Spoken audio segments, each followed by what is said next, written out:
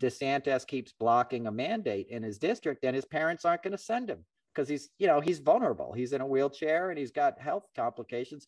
He can't afford to, catch it, as if anyone can.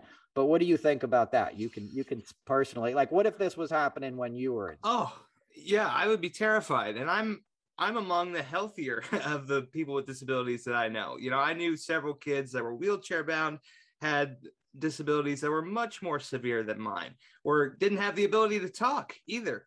Can they vocalize their sickness to the person that's with them? That's the other concern that you have with people with disabilities. And I saw a clip from a school board meeting this week. You had grown adults laughing at a teenage kid for losing his grandmother to COVID, and like just wanting the community to wear masks so that no more death had to happen in the community. And for folks that are saying the president shouldn't recommend, medical choices, we had an entire year of that where Trump was batshit crazy going on TV in press conferences, and all Biden's trying to do at this point is to prevent further death. It's not even a medical piece of advice. It's like common sense. Just take the vaccine and it's over. I know.